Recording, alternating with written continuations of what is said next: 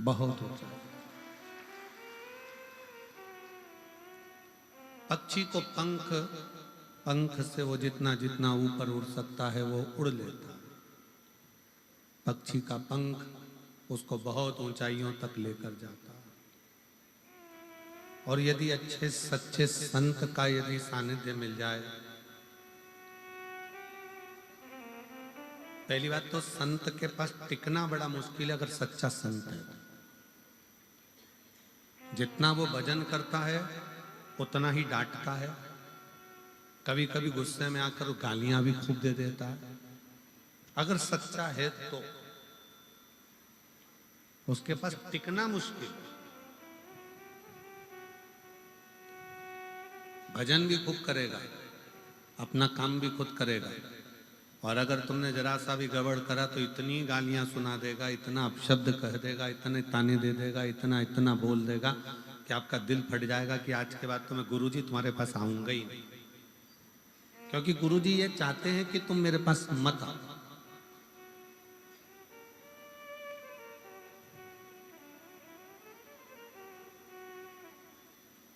पक्षी का पंख और मनुष्य के लिए संत बहुत जरूरी है। यदि पक्षी का पंख नहीं है तो बहुत ऊंचाई तक वो जा नहीं पाएगा, घुट घुट कर भीतर ही मर जाएगा, प्राण छूट जाएगा। उसी तरह जीवन में मानव के शरीर में, मनुष्य की देह में संत का होना जरूरी है। आप किसी गुरु से जुड़े हो, किसी संत से जुड़े हो, पर जुड़ना भी तो असली से। बहुत कठिन हो गया है असली संत का मिलना। होती असली संत की दृष्टि तुम्हारे धन पर नहीं होती, असली संत की दृष्टि तुम्हारी प्रॉपर्टी पर नहीं होती, असली संत की दृष्टि तुम्हारे दिल में बैठे हुए राम कृष्ण और शिव पर होती है कि तुम्हारा भजन कितना।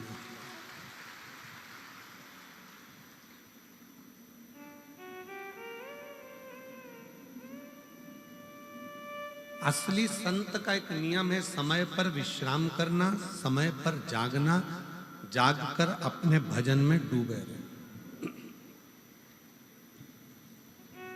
ये दुनिया के प्रपंच में संत कभी नहीं पड़ता।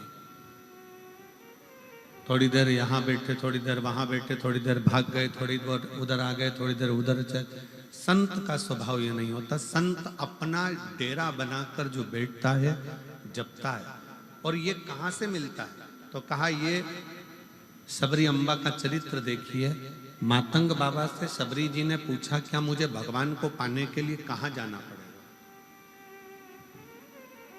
अगर मुझे भगवान को पाना है तो मैं कहां जाऊं?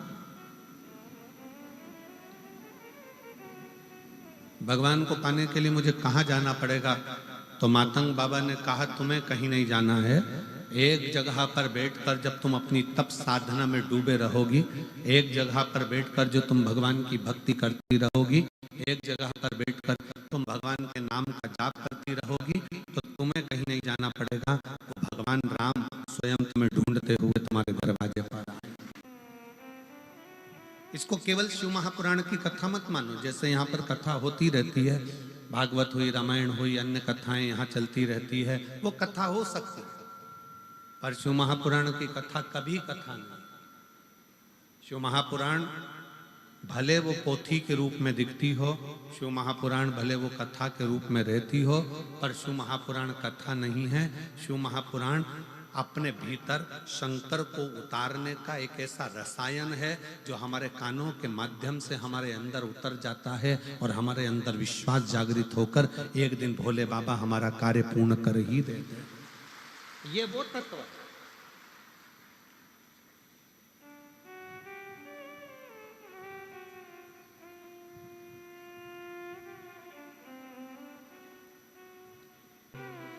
ये श्रवण जो दिया है भगवान ने, जो ये कान दिए हैं, इसमें एक रसायन शिव नाम का डाल। यहाँ पर कई मेरी जीजियां ऐसी बैठी हैं, कई मेरे जीजा बैठे हैं, कई मेरी बेटियां, बेटा, मेरी माताएं ऐसी बैठी हैं। उनको अगर एक दिन वो शिव महापुराण की कथा नहीं सुनती है ना, तो उनका भोजन नहीं पचता। उनको बेचैनी आने लगती है कि हमने कथा नहीं सुनी। प्रतिदिन सुनती है, भले 5 मिनट सुनेगी, 10 मिनट सुनेगी, टीवी चालू कर कर छोड़ देगी, अपने काम में लगी रहेगी, बर्तन घिसती रहेगी, कपड़ा धोती रहेगी, रोटी बनाती रहेगी और कथा चलती। काम करते रहो, नाम जपते रहो, श्री शिवाय नमस्तुभ्यम बोलते रहो, तो वो लगी है अपनी भक्ति।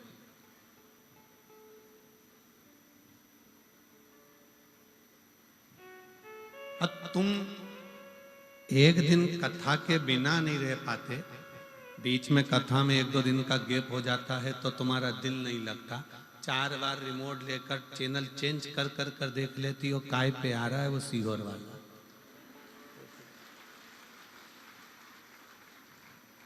और फिर वो जीजी चिल्लाई थी ना, आवाज बढ़ा दे रे, बस वैसा ही। अरे वो सीहोर वाले के लगा दे रे, अब बड़ा।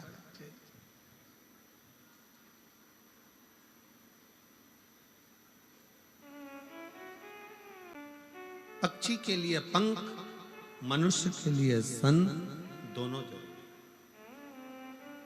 बहुत उपाय, ऊपर की ओर उड़ना है ना तुमको, बहुत ऊंचाई की ओर जाना है, किसी असली संत के पास जाओ। असली का मिलना मुश्किल, पहले तो असली, आज के जमाने में असली घी नहीं मिलता तो असली संत ढूंढना कितना कठिन काम। 25 बार घी को हाथ में मल मल के देखना पड़ता है। असली है तो तुम खुद सूंघ लो।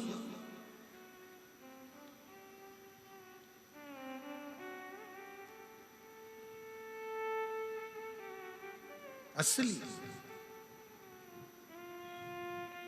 बहुत कठिन है कि असली घी मिल जाए। नकली के युग में हम पहले भी एक कथा कहे, एक पढ़ा लिखा लड़का, उसको नौकरी नहीं मिल रही थी, उसने खूब अच्छी पढ़ाई कर ली, गांव में सर्कस आ गया, सर्कस वाले से कहा कि मुझे नौकरी दे दो। सर्कस वाले ने कहा 12,000 रुपये महीना मिलेगा, नौकरी कर लो, पर तुम्हें बंदर के कपड़े पहनना है, पिंजरे में जाना है, शेर के मुंह में हाथ देना है। उसने मन में सोचा 15,000 रुपये में शेर के मुंह में हाथ दूंगा, मरीज जाऊंगा, फिर वो 15,000 का मतलब क्या, बस नौकरी तो यही है। उसने फिर भी सोचा, घर के लोग कहते हैं निकम्मा बैठा है, निकम्मा बैठा है, तो नौकरी कर ले।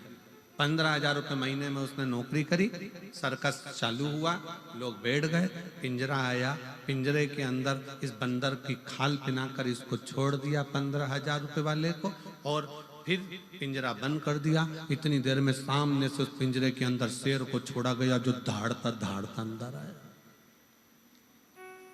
जैसे ही शेर धाड़ता धाड़ता अंदर आया, अब पिंजरे का मालिक कह रहा है, सर्कस का मालिक आगे बढ़ो, ये पीछे हट रहा है। शेर और आगे बढ़ते जा रहा है, ये और पीछे खसकता जा रहा है। शेर और आगे बढ़ा, ये और पीछे खसक गया। शेर एकदम लपक के बंदर के खाल पहने हुए उस व्यक्ति के पास गया और उसके पास जाते से ही बोला, घबरा मती, 15,000 में तू बंदर बना है, 18,000 में मैं शेर बनाऊं, क्यों घबराता? या बंदर भी नकली और शेर भी नकली। इस नकली के युग में असली को पाना कठिन है जी। असली घी नहीं मिलता तो असली संत कहां से मिलेगा, बहुत ढूंढना पड़ेगा। और जब असली संत हमारे पास में रहता है तो हम उसको पहचान नहीं पाते। अरे इतना गाली देगा, इतना अपशब्द कहता है, ऐसा बोलता है, वैसा बोलता है, कैसा रहता है, इसके पास तो कुछ भी नहीं है, झोपड़े में रहता है। आज के जमाने में लोग असली संत उसी को समझते हैं जिसके पास में VIP सोफा लगा हो, बहुत सुंदर ठाठ हो, कालीन बिछा हो, खूब राशि ठाठ हो, खूब लैपटॉप पर काम चल रहा हो, 4-6-8 कर्मचारी पीछे से पंखा झेल रहे हो, थोड़े बहुत चमड़ हिला रहे हो, थोड़े बहुत डंडा फंडा पकड़ कर चल रहे हो, 1-2 छतर पत्थर पकड़ के चल रहे हो। आज के जमाने में लोग समझते हैं असली बस यही है, पर देखा जाए तो असली तो किसी कंदरा में बैठकर राम नाम, कृष्ण नाम, शिव नाम जप रहा होता है, जिसके जीवन में छल प्रपंचता नहीं होता। एकांत शिव नाम जपते रहो, भगवत भजन करते रहो, स्मरण करते रहो, नाम जाप करते रहो। आप एकांत में बैठो, भजन करो, कीर्तन करो, मंत्र जाप करो, नाम जाप करो, स्मरण करो, उसमें आनंद है।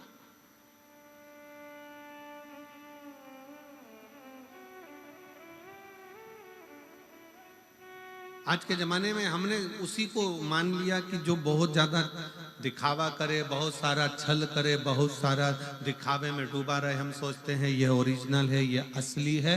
पर नहीं, असली संत वो होता है जो भगवान की भक्ति में खुद भी डूबा रहे, और आप जब उसके पास में जाओ तो वो आपको कहीं देवालय, शिवालय, मंदिर, भगवान की भजन में डुबा दे और कह दे कि शिव के भरोसे रहो, राम के भरोसे रहो, कृष्ण के भरोसे रहो, संसार के भरोसे मत रहना। संसार के भरोसे रहोगे तो एक दिन धोखा खा जाओगे, पर भोलेनाथ के भरोसे रहोगे तो धोखा नहीं खा। उसके आश्रित हो।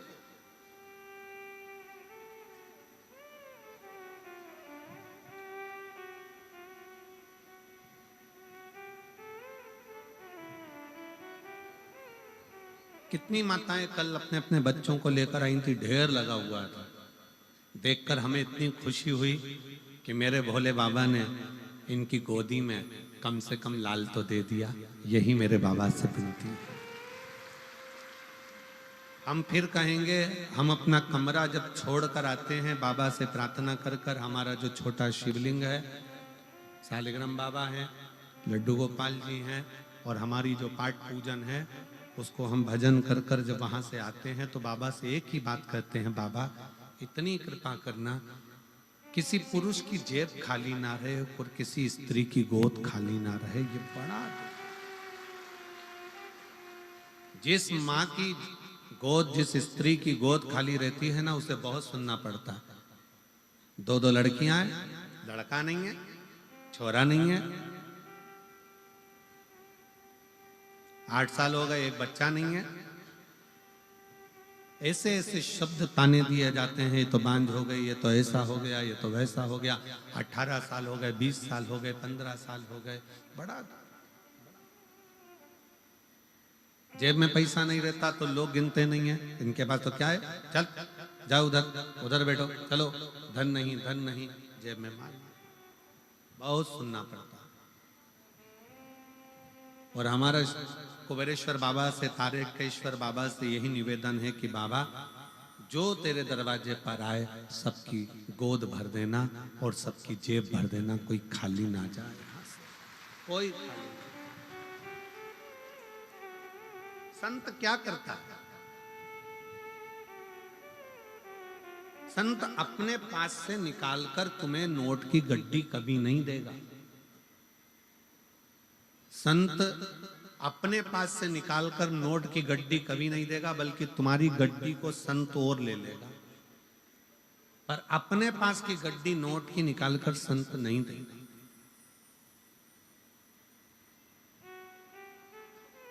तुम्हारी गड्डी को ले लेगा। क्यों लेगा? कि तुम दोगे तो वो कहीं भूखे को भोजन कराने में, प्यासे को पानी पिलाने में, कोई आया उसके पास में तो उसको कुछ मुख मीठा कराने में, तुम्हारे धन का सदुपयोग कराकर तेरे घर में भी मिठाइयां बढ़ती रहे, इस भाव से वो तुम्हारे धन का प्रयोग कर लेता। असली संत तुमको नोट की गड्डी भी नहीं देगा, असली संत तुमको आशीर्वाद भी नहीं देगा। कभी भी असली संत ये नहीं बोलेगा कि मैं तुझे आशीर्वाद देता हूं, तेरे साथ ये हो जाए, मैं तुझे वचन देता हूं तेरे साथ, ना। असली संत तो केवल अपने भजन में लगा रहता है और देखता रहता है, ये बहुत चतुर है, सेवा कर रहा है, काम कर रहा है, ये इधर झाड़ू लगा रहा है, पोछा लगा रहा है, ये बिस्कुट बांट रहा है, ये टॉफी बांट रहा है, ये पानी पिला रहा है। असली संत केवल देखता रहता है। और उसके भजन की जब दृष्टि एक साधारण से व्यक्ति पर पड़ती है तो उसको देने की जरूरत नहीं पड़ती, उसका कल्याण असली संत स्वयं कर देता। वो वचन भी नहीं देगा, वो कहेगा भी नहीं कि तुम्हारे साथ ऐसा हो जाए।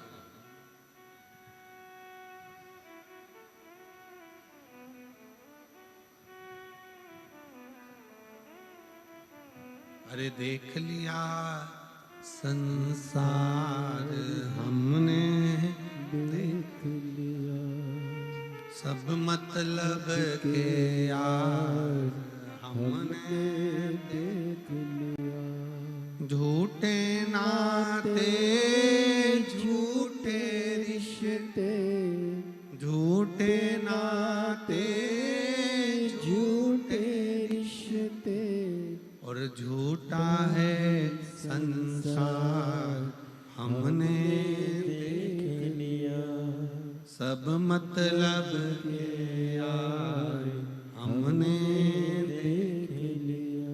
देख लिया संसार हमने देख लिया।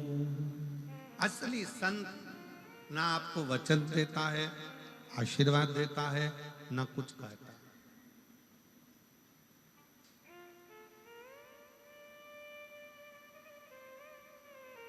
वो तो मौन है, पक्षी का पंख उड़ता है, ऊपर ले जाता है। असली संत जब मिलता है, अपनी कृपा की दृष्टि ऐसी करता चले जाता है कि वो आगे बढ़ता चले जाता है।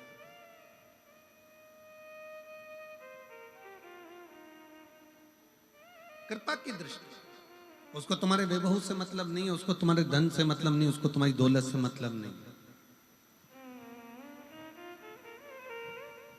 उसको तुम्हारी संपदा से मतलब नहीं।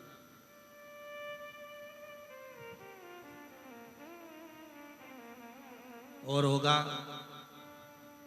संत कभी तुम्हारे पास में आकर ये भी नहीं कहेगा कि साहब मुझे इस चीज की जरूरत है और तुम पहुंचाओ, नहीं कहेगा।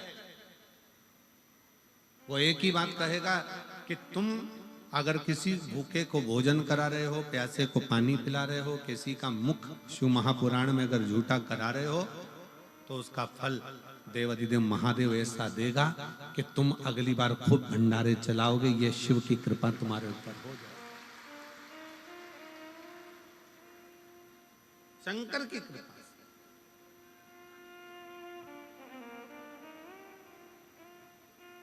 एक माँ बैठी है जिसके बच्चे को ब्लड कैंसर हो गया,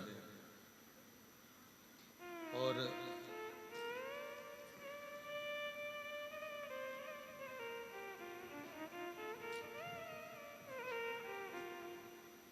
मैं सोनिया पति संजीव कुमार लाडवा, कुरुक्षेत्र मोबाइल नंबर ही है, कहीं बैठी हो तो हाथ हिला सकती हैं। मैं सोनिया पति संजीव कुमार लाडवा, कुरुक्षेत्र, मेरा मोबाइल नंबर ये है। आप ही हैं? बच्चा आया है साथ में, हाथ हिलाओ बेटा। एलईडी पर दिख रहा है? हाँ, वापिस हाथ हिलाओ बेटा। हाँ ठीक है, आ जाइए, आ जाओ। मेरे बेटे की तबीयत 2014 में खराब हुई। डॉक्टरों के पास टेस्ट कराने पर पता चला 2014 में कि उसको ब्लड कैंसर हो गया। और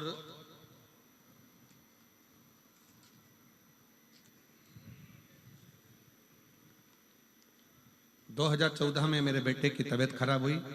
डॉक्टरों के पास गए तो टेस्ट कराने पर पता चला कि उसको ब्लड कैंसर हो गया। बहुत इलाज कराया, लेकिन डॉक्टर बोले कि बच्चे का जीवन पूरी जिंदगी ऐसा ही रहना,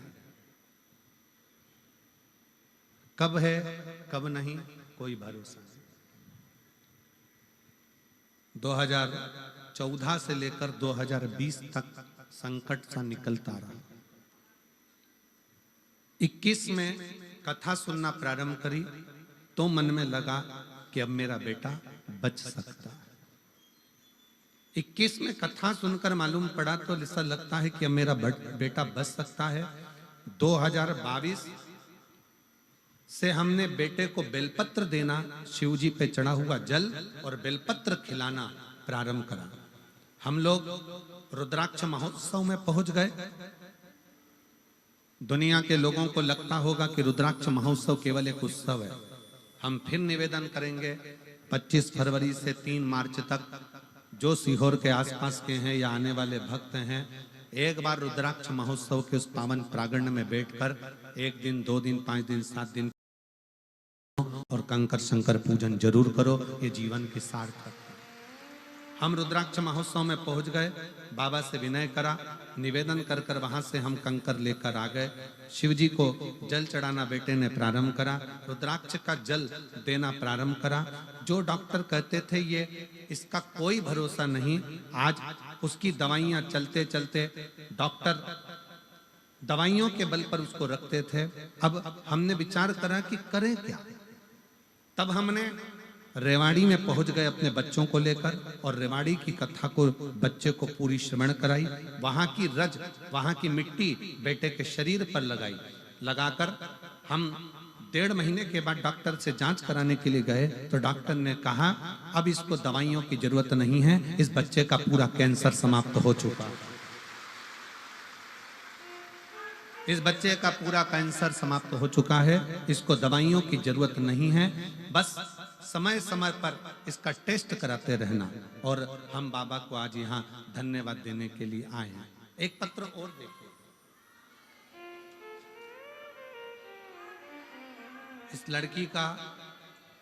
इस लड़की का पूरा शरीर देखिएगा आप एक बार एलईडी पर और आस्था चैनल पर। इस बेटी का पहला शरीर पूरा देखिएगा इसका।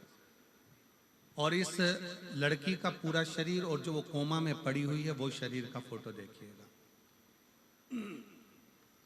पत्र का स्मरण करेंगे। मेरा नाम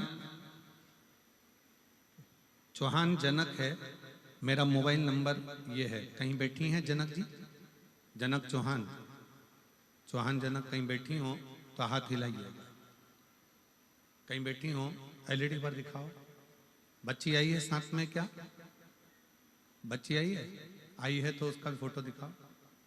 अच्छा उसके पीछे है, ठीक है, इसको लेकर आओ, ले आइए। मेरा नाम चौहान जनक है, मेरा मोबाइल नंबर ये है। मेरा गांव करमन, जिला सुरेंद्र नगर, गुजरात की रहने वाली हूँ। मैं सुरेंद्र नगर गुजरात से यहाँ पर आई हूँ। मेरे पति आर्मी में नौकरी करते हैं। हम लोग भटिंडा पंजाब में हैं।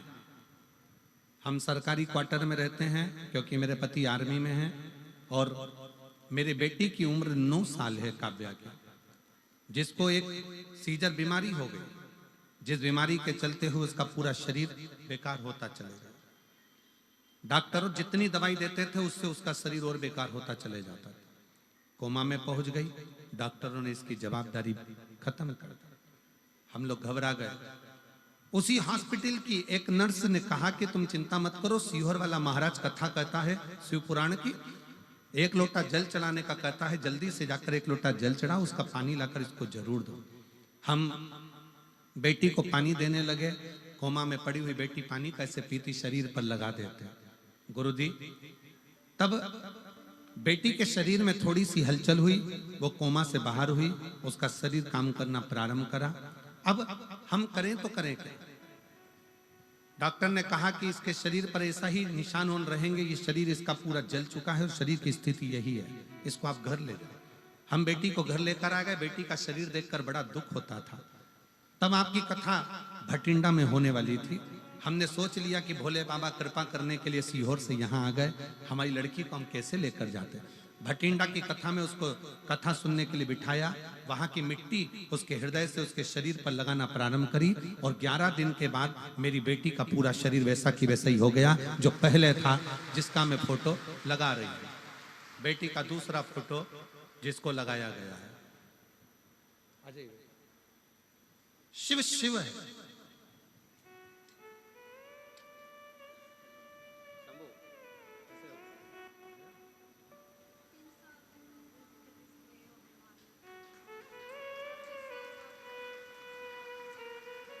दीदी कह रही हैं जब ये 3 साल का था तब इसको ब्लड कैंसर हो गया था और 10 साल से संघर्ष करते करते बाबा ने ऐसी कृपा करी कि आज बाबा की कृपा से पूरी रिपोर्टें नॉर्मल आई हैं और ठीक हुआ है। ये शिव तत्व उसके आश्रित होकर चल। आप किसके भरोसे?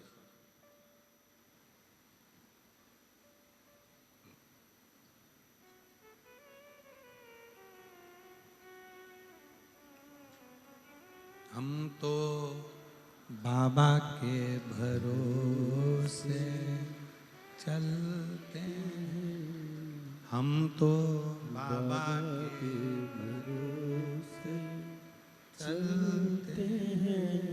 ये दुनिया वाले जलते हैं, ये दुनिया वाले जलते हैं। हम तो बाबा के भरोसे चलते हैं। शिव के भरोसे हो जाओ, उसके आश्रित हो जाओ। ना जाने कौन सा पुण्य सिरसा वालों ने करा होगा जो उनके ये तारा बाबा की कुटिया में दूसरी बार कथा सुनने का मौका मिल गया। ना जाने कौन सा।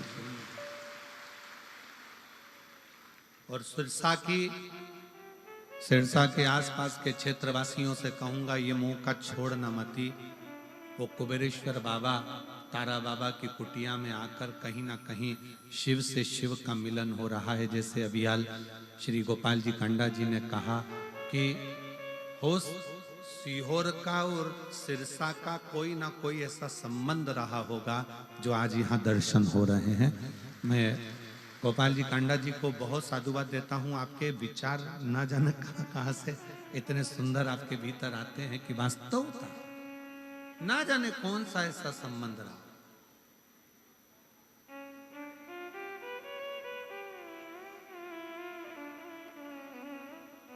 ऐसा कौन सा संबंध रहा? शिव के आश्रित रहिए। और जब हम भगवान देवाधिदेव महादेव के आश्रित होते हैं, जब हम भगवान शंकर के आश्रित होते हैं, तो शिव कृपा जरूर करते हैं।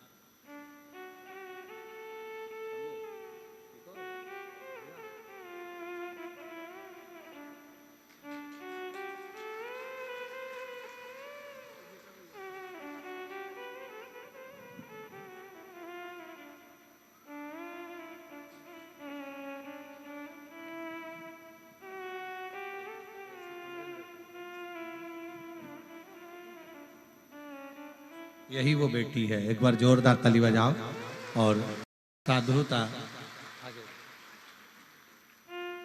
दोनों हाथ उठाकर एक बार बेटी हर हर महादेव। शिव तत्व इसी को कहते, शंकर इसी को कहते।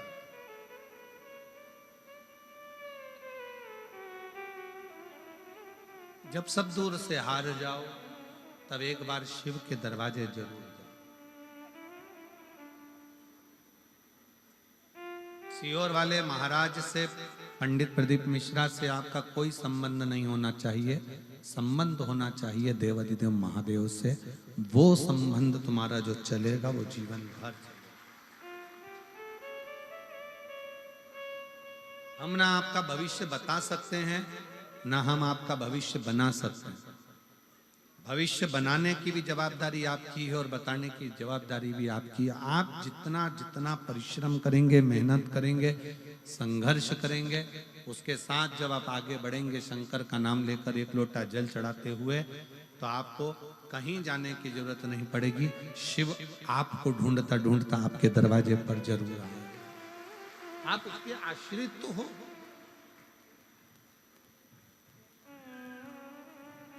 हम उसके आश्रित ही नहीं हो रहे।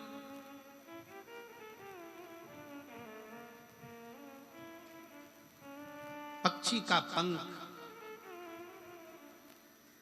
पक्षी का पंख और मनुष्य के जीवन में संत बहुत मायने रखते, बहुत।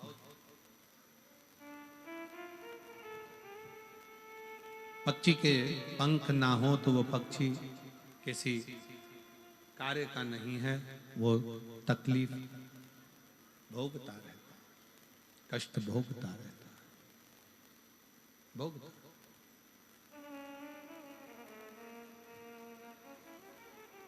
और मनुष्य के जीवन में अगर संत नहीं है, मानव के जीवन में अगर संत नहीं,